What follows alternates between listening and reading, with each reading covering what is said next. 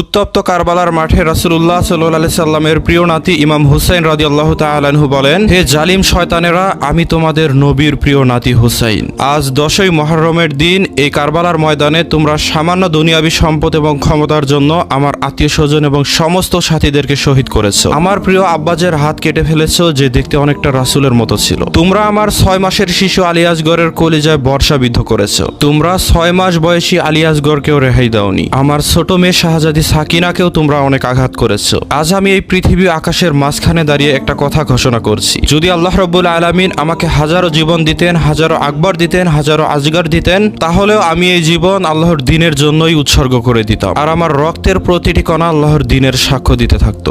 ইতিহাস সাক্ষী রয়েছে, ইয়াজিদ বাহিনী এসব শুনে জোরে জোরে হাসছিল এবং ইমাম হুসাইনের কথা নিয়ে মজা করছিল। ইয়াজিদ সেনাপতি ওমর বিন সাদ বলেন, হুসাইনের সাথে তোমরা এক এক করে কখনো যুদ্ধ করবে না, কারণ ইমাম হুসাইন হচ্ছে শেরে খুদা আলীর পুত্র, আর আমি হুসাইনের যুদ্ধ দেখেছি। এই কারবালায় কেউ তাকে একাকী পরাজিত করতে পারবে না। তাই ইয়াজিদ বাহিনীর 700 জন সৈন্য ইমাম হুসাইনের ডান দিক থেকে আর 700 জন সৈন্য ইমাম হুসাইন রাদিয়াল্লাহু তাআলা আনহুর বাম দিক থেকে একসাথে আক্রমণ করতে লাগলো। তারিখের কিতাবে লেখা আছে, আলীর সিংহপুত্র হুসাইন রাদিয়াল্লাহু তাআলা আনহু এমন অবস্থাতেও একাই আক্রমণ শুরু করে দিল। ইমাম হুসাইন বিদ্যুৎ বেগে ইয়াজিদের বাহিনীর ভেতরে ঢুকে গেলেন আর একের পর এক ইয়াজিদি বাহিনীকে জাহান্নামে পাঠাতে থাকলো। এমন দৃশ্য দেখে ইয়াজিদ বাহিনী ভীত হয়ে কিছুটা পিছু হটতে শুরু করে দিল। ইয়াজিদ বাহিনীর শয়তান সেনাপতি ওমর বিন সাদ তখন বলতে থাকলো, তলোয়ার আর সেনাবাহিনী দিয়ে ইমাম হুসাইনকে কখনো হারানো সম্ভব নয়। যাও গিয়ে ইমাম হুসাইনের তাঁবুগুলোতে আগুন লাগিয়ে দাও। সেই তাঁবুর ভেতরে ইমাম হুসাইনের স্ত্রী সন্তানরা রয়েছে, তাদেরকে জ্বালিয়ে দাও। এ কথা শুনে কিছু শয়তান জালিম গিয়ে তাঁবুতে আগুন ধরিয়ে দিল। আর কিছু জালিম দূর থেকে ইমাম হুসাইনের ঘোড়া এবং ইমাম হুসাইনকে তীর নিক্ষেপ করতে থাকলো। তারিখের কিতাবে স্পষ্ট লেখা রয়েছে, ইমাম হুসাইন তখন দিশেহারা হয়ে গিয়েছিল। একবার তিনি তাঁবুর দিকে যাচ্ছিলেন, আরেকবার তিনি ময়দানের দিকে ছুটে চলছিলেন। ইয়াজিদ বাহিনীর যার হাতে যা ছিল সে তা দিয়ে ইমাম হুসাইনকে হত্যা করতে চাইছিল। যার হাতে তরবারি ছিল সে তরবারি দিয়ে হত্যা করতে চেষ্টা করছিল।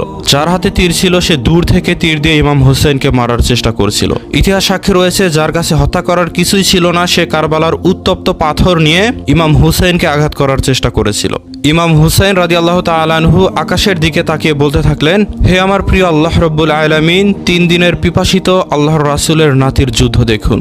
তখন গায়েব থেকে আওয়াজ আসলো, হে হুসাইন, তোমার আল্লাহ তোমার প্রতি রাজি খুশি হয়ে গিয়েছেন। এদিকে ইয়াজিদ বাহিনী ইমাম হুসাইন রাদিয়াল্লাহু তাআলা আনহুর ঘোড়া জুলফিকারকে তীর মারতে মারতে একেবারে বেহুশ করে ফেললো এবং ইমাম হুসাইনকে অনবরত তীর এবং বর্ষা দিয়ে আঘাত করতে থাকলো। এরই মধ্যে এক শয়তান জালিম ইমাম হুসাইন রাদিয়াল্লাহু তাআলা আনহুকে পিছন থেকে এমন জোরে তীর মারলো, যার ফলে ইমাম হুসাইন রাদিয়াল্লাহু তাআলা আনহু একেবারে ঘোড়া থেকে মাটিতে পড়ে গেল। কিতাবে লেখা আছে, ইমাম হুসাইন রাদিয়াল্লাহু তাআলা আনহুর শরীরে এত তীর বিদ্ধ হয়েছিল যে তিনি ঘোড়া থেকে পড়ে গিয়ে মাটিতে না পড়ে তীরের কারণে উপরে আটকে রইল।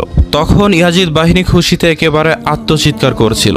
তারা বলাবলি করছিল, আমরা রাসূলের নাতি ইমাম হুসাইনকে হত্যা করে ফেলেছি। এরই মধ্যে ওবাইদুল্লাহ ইবনে জিয়াদ বলল, চেয়ে কি দেখছো, যাও ইমাম হুসাইনের মাথা কেটে নিয়ে আসো। তো এ কথা শোনার পর ইয়াজিদ বাহিনীর যে ব্যক্তি ইমাম হুসাইন রাদিয়াল্লাহু তাআলা আনহুর মাথা আলাদা করতে ইমাম হুসাইন রাদিয়াল্লাহু তাআলা আনহুর কাছে যাচ্ছিল, সেই ইমাম হুসাইন রাদিয়াল্লাহু তাআলা আনহুর মুখে রাসূলুল্লাহ সাল্লাল্লাহু আলাইহি সাল্লামের চেহারা মোবারক ভেসে উঠতে দেখতে পাচ্ছিল, আর যার কারণে তৎক্ষণাৎ তারা সেখান থেকে চলে আসছিল।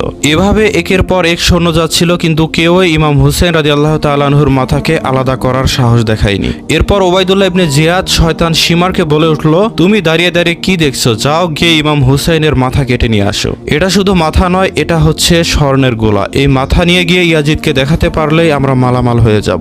এরপর জালিম শিমার, যার ভেতরে কোনো মায়াদয়া ছিল না, সে আস্তে আস্তে ইমাম হুসাইন রাদিয়াল্লাহু তাআলা আনহুর কাছে গেল। গিয়ে দেখতে পেল ইমাম হুসাইন রাদিয়াল্লাহু তাআলা আনহু তখনও একটু জীবিত রয়েছেন। ইমাম হুসাইন রাদিয়াল্লাহু তাআলা আনহু কিছু একটা বলতে চাইছিল। তিনি যেন বলতে চাইছিলেন যে, হে আল্লাহ রাব্বুল আলামিন, আপনার জন্য আজকে কারবালার উত্তপ্ত ময়দানে আমি হাসি খুশি মনে আমার জীবনকে বিলিয়ে দিলাম। শয়তান শিমার সে কথার দিকে ভ্রুক্ষেপ না করে হাসতে হাসতে ইমাম হুসাইন রাদিয়াল্লাহু তাআলা আনহুর মাথাকে দেহ থেকে আলাদা করতে শুরু করলো। এরপর শিমার ধীরে ধীরে ইমাম হুসাইন রাদিয়াল্লাহু তাআলা আনহুর মাথা থেকে পাগড়ি খুলে চুল ধরে ইমাম হুসাইন রাদিয়াল্লাহু তাআলা আনহুর মাথায় ছুরিকাঘাত করতে থাকলো। আর এদিকে আহলে বাইতের তাঁবুগুলোতে আগুন জ্বল করে জ্বলে উঠছিল। ইমাম হুসাইন রাদিয়াল্লাহু তাআলা আনহুর স্ত্রী কন্যারা মাটিতে বসে চিৎকার করে কান্না করছিল। এদিকে ইয়াজিদ বাহিনীর কে যেন বলল, যাও তাঁবুগুলোকে লুট করে নিয়ে আসো, নিশ্চয়ই সেখানে অনেক দামি গহনা এবং মূল্যবান জিনিসপত্র রয়েছে। তো এটা বলার সাথে সাথেই ইয়াজিদ বাহিনী গিয়ে তাঁবু লুট করতে শুরু করলো। যে তাঁবুর ভেতরে যাই পাচ্ছিল সেটাই চুরি করে নেওয়া শুরু করলো। কেউ শেরেখোদা আলীর তরবারি নিচ্ছিল, আবার কেউ মহিলাদের মাথা থেকে পর্দা টেনে ছিঁড়ে ফেলছিল। কেউ আবার ইমাম হুসেন রাদিয়াল্লাহু তাআলা আনহুর 4 বছরের মেয়ে বিবি সাকিনার কান থেকে কানের দুল টেনে ছিঁড়ে নিচ্ছিল। কারবালার ময়দান সেদিন এমন ভয়াবহ দৃশ্যে উপনীত হয়েছিল যে এই দৃশ্য দেখে আকাশ যেন ফেটে পড়তে চাইছিল। কারবালার উত্তপ্ত ময়দান যেন 2 ভাগ হয়ে যাচ্ছিল। একদিকে ইমাম হুসেনের স্ত্রী সন্তান ও ছোট বাচ্চারা চিৎকার করে কান্না করছিল, অন্যদিকে ইমাম হুসেনের মাথাবিহীন নিথর দেহ কারবালার উত্তপ্ত ময়দানে পড়েছিল। কি একটা ভয়াবহ দৃশ্য ছিল, আল্লাহু আকবার। ইমাম হুসেনের মাথাবিহীন নিথর দেহ যেন আল্লাহর সিজদায় পড়ে বলছে, হে আল্লাহ রব্বুল আলামিন, আপনি আসমান সৃষ্টি করেছেন, আপনি জমিন সৃষ্টি করেছেন, আপনি পৃথিবীর সমস্ত কিছুর মালিক, আপনার হুকুম অমান্য করায় পৃথিবীর কার সাথে রয়েছে? আমি আপনার হুকুমের গোলাম, আমি আপনার হুকুম অমান্য করতে পারিনি। হে আল্লাহ রব্বুল আলামিন, আমি আপনার দ্বীনের পথে, আপনার নবীর পথে আমার জীবনকে উৎসর্গ করে দিলাম। এই জমিনে আপনি ইয়াজিদ এবং তার বাহিনীকে তাদের প্রাপ্য শাস্তি দিয়ে দিবেন। এদিকে ইয়াজিদ বাহিনী উত্তপ্ত কারবালার ময়দানে পড়ে থাকা লাশগুলোকে একত্রিত করতে থাকলো। ইতিহাসের কিতাবগুলোতে লেখা রয়েছে যে ইয়াজিদ বাহিনী ইমাম হুসাইন এবং তার সঙ্গীদের নিথর দেহের উপর ঘোড়া দৌড়িয়েছিল। এমনকি ঘোড়ার সাথে রশি দিয়ে সেই নিথর দেহগুলোকে বেঁধে তারপর সমস্ত কারবালার উত্তপ্ত মাঠ ঘুরিয়েছিল, যার কারণে সেই নিথর দেহগুলো কারবালার উত্তপ্ত ময়দানে পাথরের আঘাতে ক্ষত বিক্ষত হয়ে যাচ্ছিল।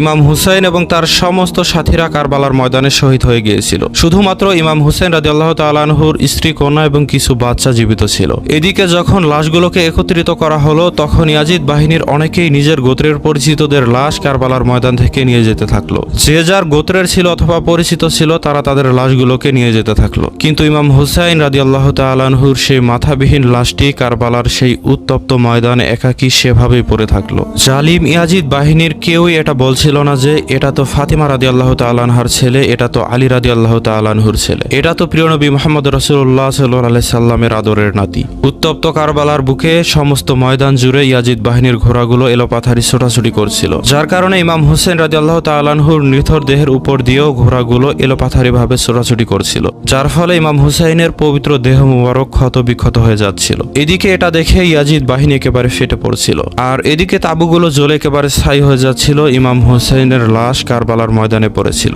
এরপর ইয়াজিদ বাহিনী ইমাম হুসেন রাদিয়াল্লাহু তাআলা আনহুর মাথাকে একটা বর্ষায় গেঁথে উল্লাস করতে করতে ইয়াজিদের মহলের দিকে রওনা হলো। সাথে করে ইমাম হুসাইনের স্ত্রী এবং কন্যাদেরকেও বন্দী করে কুফার দিকে রওনা হলো। তো সম্মানিত দর্শক, 10ই মুহররম কারবালার ময়দানে আরো অনেক ঘটনা ঘটে গিয়েছিল। আমরা আমাদের এই চ্যানেলে আসছে মুহররম মাসে কারবালার ময়দানের সমস্ত ঘটনা এবং বিষয়গুলোকে আপনাদের সামনে উপস্থাপন করতে চাই। তাই অবশ্যই ভিডিওটিতে একটি লাইক দিয়ে অবশ্যই আমাদের চ্যানেলটিকে সাবস্ক্রাইব করে রাখুন।